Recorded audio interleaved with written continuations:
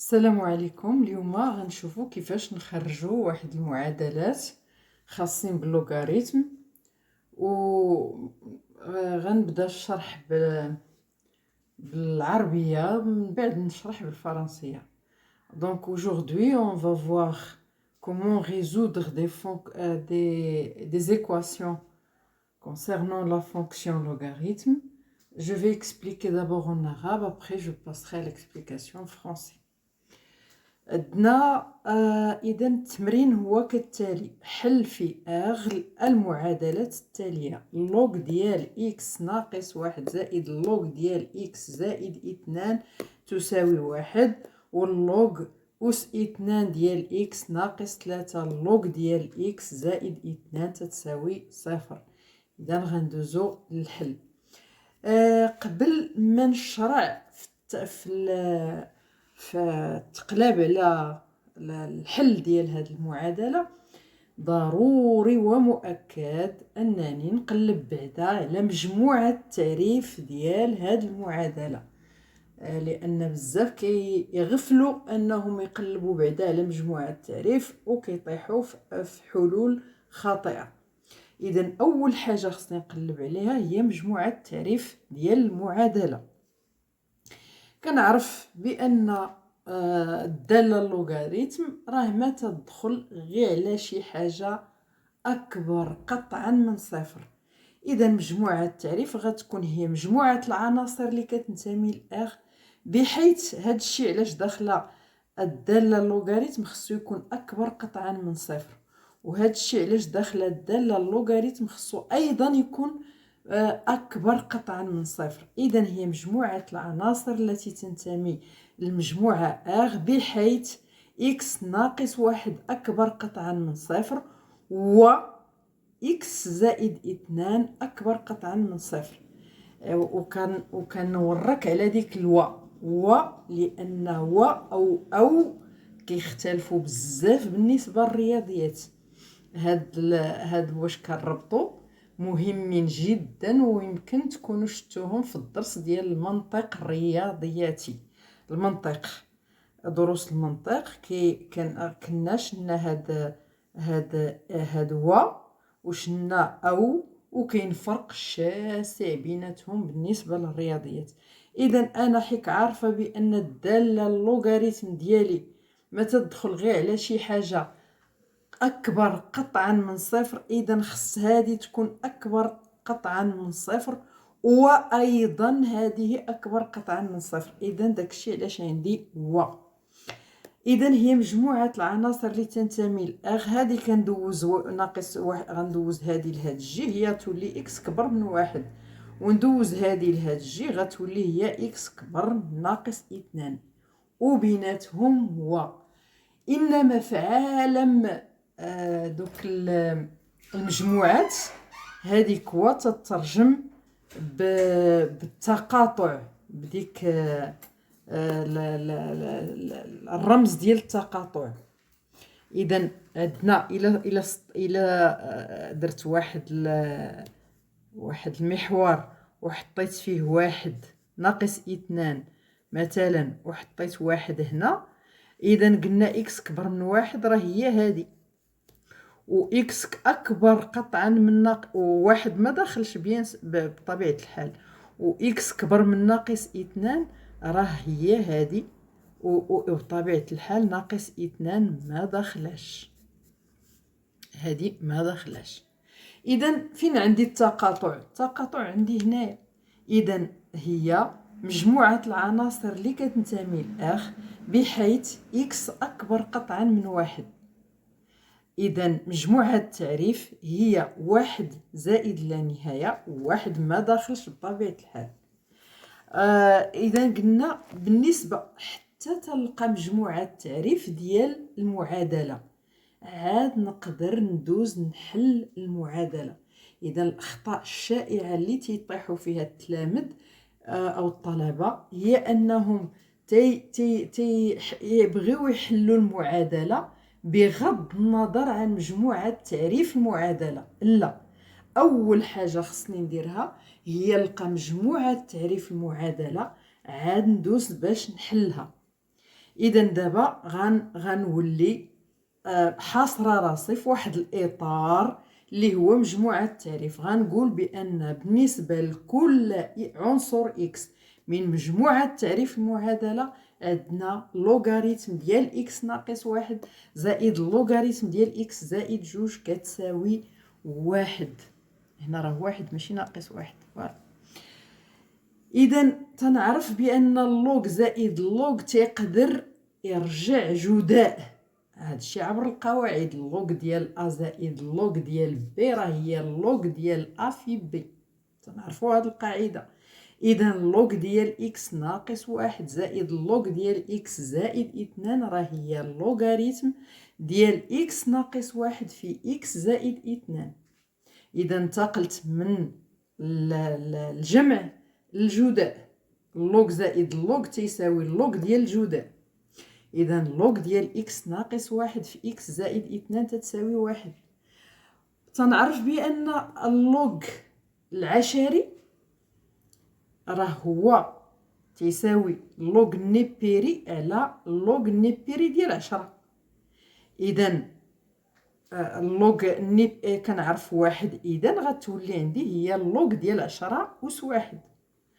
بلاتي كاع نديروها حناش خاسرين. اللوغ ديال 10 أس واحد شكون هي؟ ها الا حطيت اللوغ اللي عنده في الاساس 10 لان هذا تيتسمى اللوغ العشري تيكون عنده في الاساس 10. اذا اللوغ ديال 10 أس واحد شكون هي اللوغ النيبيري ديال 10 أس واحد على اللوغ ديال 10. تتعرفوا في اللوغ العشري تنقسم دائما على اللوغ د 10.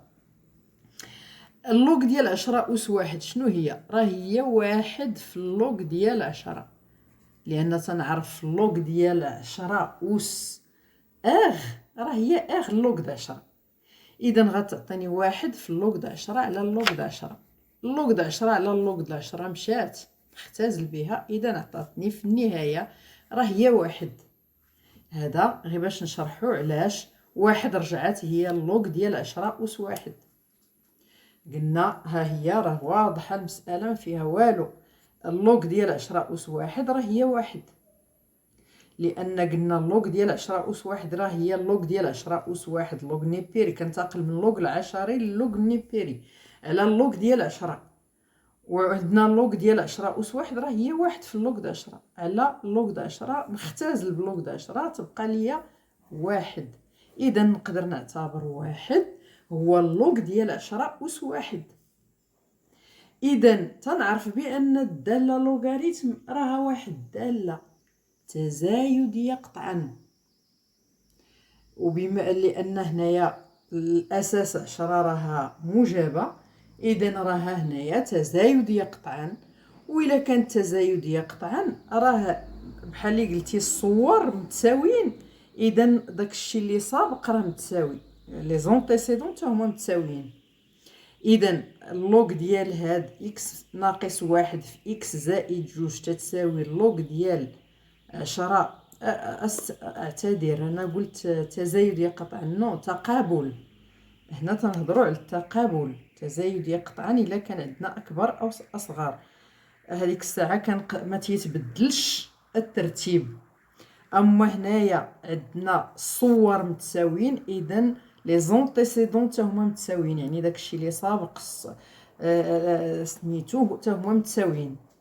علاش؟ لان شنا بان الداله لوغاريتم هي داله هي عباره عن تقابل من نجمه زائد في اتجاه اذا راه عندي الحق ندوز من الصور نحط لي زونتيسيدون قد. اذا عندي اكس ناقص واحد في اكس زائد اثنان تساوي 10 أس واحد. 10 أس واحد هي 10. اذا عندي اكس أس اثنان زائد اثنان اكس ناقص اكس. هنا اش كندير؟ راه غير تنشد هذه ونضرب هذه في هذه ونحطها ونضرب هذه في هذه ونعاود نضرب هذه في هذه وهذه في هذه. اذا ما درت والو غير نشرت. تتساوي 10 أس واحد راه هي 10. غنجيب هاد 10 لهاد الجهه غتولي ناقص 10. اذا غتولي عندي إكس أس 2 زائد إكس ناقص 12 تتساوي صفر. هذه معادلة من الدرجة الثانية.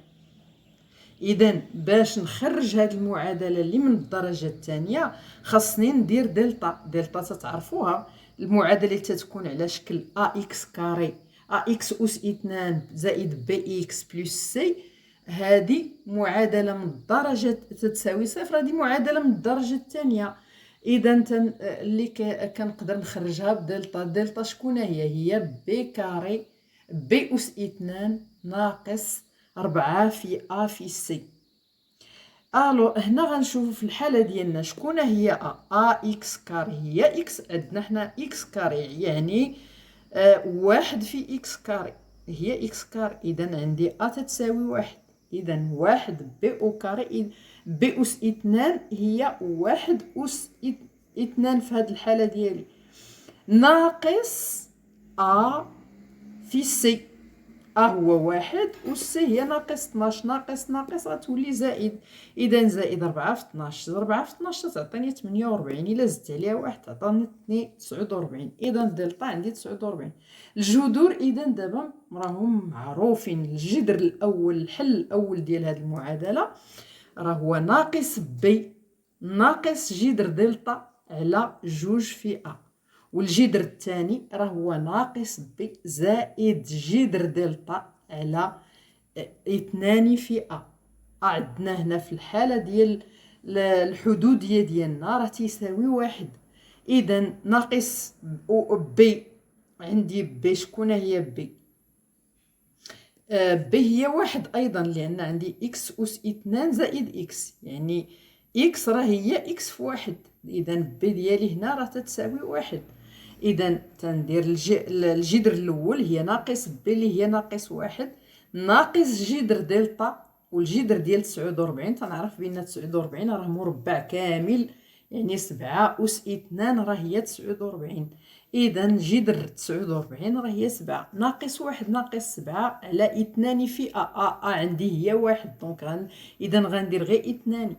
والجذر الثاني هي ناقص بي زائد جذر دلتا على 2 على 2 بما أن تتساوي واحد و ب هي واحد أيضا. إذا ناقص واحد زائد 7 على 2. هذه غتعطيني ناقص 8 على جوج هي ناقص 4. وهنا غتعطيني 6 على جوج تتساوي 3. إذا لاحظتي ويلا كنا ما درناش مجموعة تعريف المعادلة. وهنا فين كاين المشكل.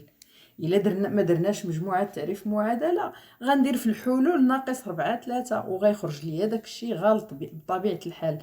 أما دابا فاش درت مجموعة تعريف معادلة تنعرف أنا مجموعة التعريف راه هي من واحد لزائد لا نهاية وواحد ما داخلش. إذا ناقص 4 راه ما داخلش عندي في ضمن المجموعة ديالي ما داخلاش ناقص 4 لأن عندي إكس أكبر قطعا من واحد. فقط 3 اللي هي داخله في المجموعات دي. اذا مجموعه الحلول راه هي 3. وهكذا حنا سالينا المعادله الاولى وغندوزو للمعادله الثانيه. بالنسبه للمعادله الثانيه شكون هي عندنا؟ هي اللوغاريتم ديال هنا عاوتاني كنا في ديك المعادله الاولى درنا اللوغ العشري. هنا غنشوفوا اللوغ النيبيري. عفوا في البدايه قلت اللوغ العشري فقط. لا راه كاين معادله خاصه باللوغ العشري ومعادله خاصه باللوغ النيبيري. هنا في المعادله ديال اللوغ النيبيري عندي اللوغ أس 2 ديال إكس ناقص 3 اللوغ دو إكس زائد 2 تتساوي صفر. راه من الطحه الاولى فاش كنشوف هاد المعادله راه تتبان ليا بحال دوك الحدوديات ديال الدرجه الثانيه ديك إكس أس 2 بلس بي إكس بلس سي. غنهضروا على هادشي من بعد. إذا قلنا أول إطار تيخصو يحكمني في هاد التمرين هو أنني خصني نبدأ بمجموعة تعريف المعادلة. تنعرف بأن الدالة اللوغاريتم ما تدخل غير على شي حاجة أكبر قطعا من صفر. إذا مجموعة التعريف ديالي راه هي نجمة زائد اللي هي صفر زائد لا نهاية. صفر ما داخلش. علاش قلت لكم من الضحى الاولى هذه تتبان ليا بحال المعادله من الدرجه الثانيه؟ لانني غندير هذا التغيير هذا غيسهل عليا المأموريه. غنشد اكس كبيره تتساوي لوغاريتم ديال اكس صغيره، والمعادله ديالي غتولي هي اكس اس 2 ناقص 3 اكس زائد 2 كتساوي صفر. اذا مزيان هذه باينه ليا بحال الحدوديه من الدرجه الثانيه، وانا هذه غنخدمها بدلتا. كنعرف الا كانت عندي المعادله فيها حدوديه من الدرجه الثانيه، هذه نيشان دلتا. اذا دلتا هي بي اس 2 ناقص 4 في ا في سي بي عندي في الحاله ديالي هي ناقص 3. ناقص 3 اس 2 راه هي 9 ناقص ا في ا في سي ناقص ا دي هي 1 و سي هي 2. اذا غتجي ناقص 8. 9 ناقص 8 راه هي 1. غندوز للجذور. الجذور شكون هما؟ قلنا ناقص اذا ناقص 3 هي زائد 3 زائد جذر دلتا اذا هو 1 على 2. والجذر والحل الاخر هي 3 ناقص جذر دلتا على 2. هنا غتعطيني 2 وهنا تعطيني 1. اذا غنرجع لداك التغيير اللي درت. راه درت اكس كبيره تتساوي لوغ ديال اكس صغيره. اذا لوغ ديال اكس صغيره غنديرها تتساوي 2، واللوغ ديال اكس كبيره تنديرها تتساوي 1. اذا هذه تتعطيني اكس هي الاكسبونونسيال اس 2، وهنا تعطيني اكس هي اكسبونونسيال اس 1 اللي هي الاكسبونونسيال. علاش؟ لان شنو هنايا شنو غندير؟ عندي غندخل عليها الاكسبونونسيال. اكسبونونسيال ديال لوغاريتم ديال اكس راه هي اكسبونونسيال ديال 2. ولا حك مازال حنا غاديين بالترتيب ديال الدروس، مازال ما شفتوش الاكسبونونسيال. اذا غندير الطريقه العكسيه. الا كانت عندي اكس كتساوي اكسبونونسيال اس 2 غندخل عليها اللوغاريتم. قلنا اللوغاريتم راه واحد التقابل، عندي هادو متساويين، اذا نقدر ندوز اللوغ ديالهم متساويين. اللوغ ديال او اس 2 هذه هي 2 لوغ ديال او. تنعرف لوغ دو او هي 1، اذا هي 2. ها هي اللوغ ديال اكس تتساوي 2. اذا لوغ دو اكس تتساوي 2 تتعطيني اكس تتساوي اكسبونونسيال اكس تساوي او اس 2. وايضا هذه نفس الشيء هنا غنبقى اكس تساوي او ندخل عليها اللوغاريتم هي لوغ دو اكس تساوي لوغ دو او اللي هي 1. اذا مجموعه التعريف كنشوف بعدا واش هاد الحلول ديالي ضمن مجموعه التعريف واش هما اكبر قطعا من صفر. راه تنعرفوا على حساب العدد او راه هو العدد ديال نيبير، راه تنشدوه تقريبيا هي 2.7. اذا لا رفعنا اس 2 راه اكبر قطعا من 1. ايضا او هنايا راه اكبر قطعا استسمح اكبر قطعا من صفر، وايضا هنا او راه اكبر قطعا من صفر. اذا مجموعه الحلول هي او مربع. غندوزو للشرح بالفرنسيه. Aujourd'hui, on va résoudre des équations où il y a la fonction logarithme. Donc, il faut bien faire attention parce que certains étudiants passent directement à la résolution sans se soucier du domaine de définition de l'équation. Attention, il faut commencer par le domaine de définition de l'équation. Alors, on va prendre la première équation. On va d'abord chercher le domaine de définition de l'équation. On sait que la fonction logarithme est une fonction qui est définie sur 0 plus l'infini. Donc, ceci doit être supérieur strictement à 0. De même, ça doit être supérieur strictement à 0. Donc, c'est l'ensemble des x appartenant à R, tel que x moins 1 supérieur strictement à 0 et x plus 2 supérieur strictement à 0. Il faut faire attention à la conjonction et. On a bien évidemment et, ça et ça. Et c'est pas la même chose que ou. Ça, si on met ou, alors le résultat va être... on a un résultat qui est différent. Donc, il faut s'assurer que ici, on met et. Alors, c'est l'ensemble des x appartenant à R tel que x supérieur à 1 et x supérieur à moins 2. On fait passer le 1 de ce côté et le moins 2 de l'autre côté. Donc, c'est l'ensemble des x appartenant à R. Regardez, x supérieur à 1, c'est ça, un non inclus. X supérieur à moins 2, donc c'est ça, moins 2 non inclus. L'intersection est là. C'est pour x supérieur strictement à 1. Attention, le et, la conjonction et dans l'ensemble, dans les ensembles, ça se traduit par l'intersection.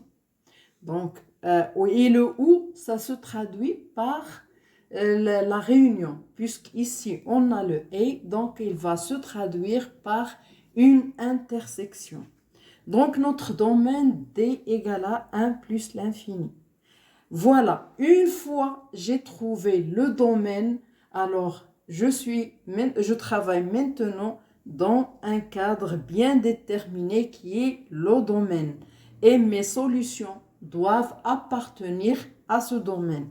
Donc le domaine c'est 1 plus l'infini. Alors pour tout x du domaine, on a log de x moins 1 plus log de x plus 2 égale à 1. Vous savez, log de A plus log de B, c'est log de A fois B. Donc, je passe de la somme au produit. Donc, c'est log de x moins 1 fois x plus 2 est égal à 1. Or, ce logarithme-là, c'est le logarithme décimal. Donc, c'est un logarithme à base 10. Donc, 1 est égal à log de 10 à la puissance 1. Regardez, je vais le calculer ici. Log de 10 à la puissance 1, c'est log. Je passe du log décimal au log nipérien. C'est log de 10 à la puissance 1 sur log de 10. Or, log de 10 à la puissance 1, c'est 1 fois log de 10. Sur log de 10, je simplifie par log de 10, donc il reste 1.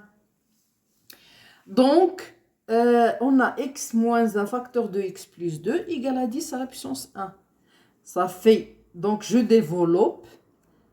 X carré plus 2x moins x moins 2 égale à 10. Je fais passer le 10 là. Donc, ça fait x carré, 2x moins x, c'est x, moins 12 égale à 0. Voilà, donc j'ai une équation du second degré. Donc, je travaille ça avec delta. J'ai ici un polynôme de la forme ax carré plus bx ax carré plus bx plus c avec a égale à 1, b égale à 1 et c égale à moins 12. Donc delta c'est b au carré, donc ça fait 1 au carré, moins, donc ça fait plus 4 fois 1 fois 12. Donc ça fait 49. Donc les racines de cette... je m'excuse, j'ai pas... Voilà, donc je recommence. On a dit, on passe de la somme au produit.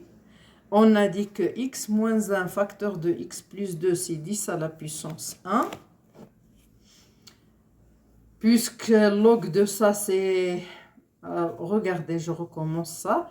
Log du produit est égal à 1. Or, 1, c'est log de 10 à la puissance 1. Regardez, log de 10 à la puissance 1, c'est log de 10 à la puissance 1 sur log de 10. Donc, c'est 1 log de 10 sur log de 10. Je simplifie par log de 10, c'est 1. Donc, x moins 1 fois x plus 2 est égal à 10 à la puissance 1. Puisque logarithme est une bijection. Donc, j'ai les images qui sont égales. Les antécédents sont égaux. Donc, je développe. Donc, x carré plus 2x moins 2 égale à 10. Je fais passer le 10 de ce côté-là. Donc, x carré plus x moins 12 égale à 0. C'est une équation du second ordre. que je peux travailler par delta. Delta, c'est b carré moins 4ac. J'ai ici b, c'est 1 au carré, moins, ça fait plus. 4 fois 1 fois 12. Donc, ça fait 49. Alors, les racines, c'est moins b plus ou moins racine de delta sur 2a. Donc, j'applique ça exactement. Donc, c'est moins 1, moins 7. 49, c'est un carré. Et c'est le carré de 7. 7 au carré, c'est 49. Donc, moins 1, moins 7 sur 2. x2, c'est moins 1 plus 7 sur 2. Donc, ça fait moins 8 sur 2. Ça fait 6 sur 2. Donc, ici, moins 4. Ici, 3. Voilà. Si on n'a pas commencé par le domaine D, je peux faire comme solution moins 4, 3, et c'est faux. Donc, je dois s'assurer que les racines sont dans le domaine D, appartient au domaine D. Alors, comme moins 4 n'appartient pas à D, puisque notre domaine, c'est pour les x supérieurs strictement à 1. Moins 4 n'est pas supérieur strictement à 1. Par contre, 3, il est supérieur strictement à 1. Donc, l'ensemble des solutions, c'est 3. Le singleton 3. Alors maintenant, pour la résolution de cette équation. Je suis désolée, j'ai dit au départ que des équations logarithme décimal. Non, j'ai une équation logarithme décimal et une équation logarithme népérien. Alors, log de x au carré moins 3 log de x plus 2 égale à 0. Donc, ça saute aux yeux que je peux rendre cette équation sous forme d'un polynôme du second degré. Mais on va voir ça après. Après avoir défini le domaine de définition de l'équation. C'est simple, le domaine c'est R étoile plus, puisqu'on a log de x et x, il doit être supérieur strictement à 0. Donc, on va faire le changement suivant. Grand X est égal à log de X. Donc, pour remplacer log de X par grand X. Donc, l'équation devient X au carré moins 3X plus 2 égale à 0. Voilà, j'ai une équation du second degré que je peux travailler avec delta. Delta, c'est B carré moins 4AC. Donc, c'est moins 3 au carré, ça fait 9, moins B fois moins 4A fois C, moins 4. A, c'est 1. Et C, c'est 2. Moins 4 fois 2, donc c'est 8. Donc, ça fait 1. Et les racines, x1 égale à moins b plus racine de delta sur 2a. Et x2, c'est moins b moins racine de delta sur 2a. Alors, moins 3, ça fait plus 3. Plus racine de delta, racine de 1, c'est 1. Sur 2 fois 1, c'est 2. Donc, l'autre racine, moins 3, ça fait 3. Moins racine de delta, ça fait moins 1. Sur 2a, ça fait 2. Donc, ici, 4 sur 2, ça fait 2. Ici, 2 sur 2, ça fait 1. D'où, donc, log de x égale à 2. Parce qu'on a dit qu'on a fait ce changement. Grand X est égal à log de x. Alors, les solutions trouvées, c'est pour le grand X. Donc, j'ai trouvé 2. Alors, 2, c'est un grand X. Donc, c'est pour log de X. Log de X égale à 2. Ça fait X égale à exponentielle de 2. E à la puissance 2. E à la puissance 2. Vous savez, X égale à E à la puissance 2. J'ai des antécédents qui sont égaux, puisque logarithme c'est une bijection, log de x égale à log de e à la puissance 2. Ça fait 2 log de e. Or, log de e, c'est 1. Donc, ça fait 2.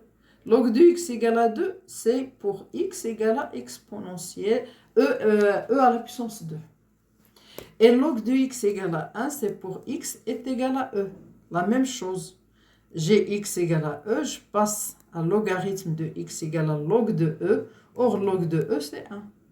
Donc, les racines, c'est e au carré et E. Or, E au carré, il est supérieur strictement à 0, puisque le domaine de l'équation, c'est de 0 plus l'infini.